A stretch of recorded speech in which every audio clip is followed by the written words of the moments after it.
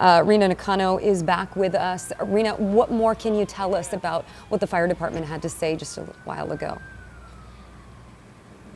Unfortunately, it doesn't look like there are survivors from the airplane. That is according to Dan Butts with the Lakeside Fire District. They say that they only found bits and pieces of the actual aircraft strewn across Pepper Drive here.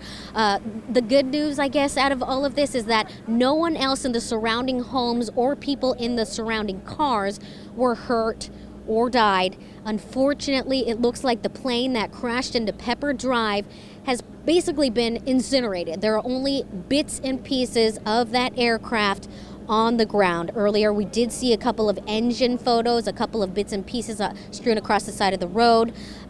It does not look like there were any survivors off of that plane. Right now, we don't know exactly where that plane was coming from or going to. However, this is a popular drive to go into Gillespie Field. So we can only assume that it was going in that direction because it is so close to that airport. However, you see lots of neighbors coming out here after them saying that they heard a loud bang in the neighborhood. Many people thinking it was actually an earthquake until they stepped outside and saw a plume of smoke.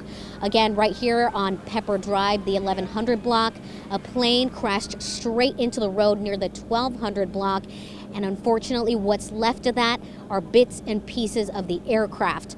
There are hazardous materials trucks out here to try to clean up after that jet fuel that spewed all over the street right now. We are told that emergency responders will be here for another at least 24 hours. On the way right now, we have a local representative from FAA, and we have another special person from the FAA coming from Seattle to investigate the situation as well. So we will learn more throughout the night and into tomorrow. But again, a very, very active scene. Unfortunately, it looks like there are no survivors off of that airplane because when fire departments got here, they only saw bits and pieces as they were dousing off the flames. Lindsay, I'll send it back to you. All right, thank you so much. Rena Nakano reporting for us out there tonight. Just a tragic situation. And if you heard Rena mention that this was a Learjet, apparently, that crashed in this neighborhood in El Cajon, Pepper Drive and Mollison Avenue.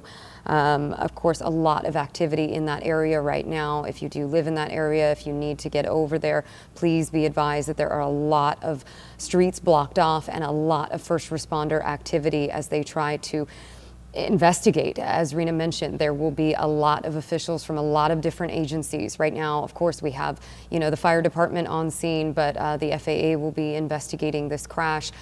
We have different police agencies and other first responders that are just trying to, at this point, make sure that everyone in that surrounding area was okay. It does look like the good news is that that plane did not crash into any homes and no one on the ground appears to have been injured, but you heard Rena mention that that plane was just absolutely disintegrated almost when first responders arrived. So there is little hope that there were any survivors from that plane crash.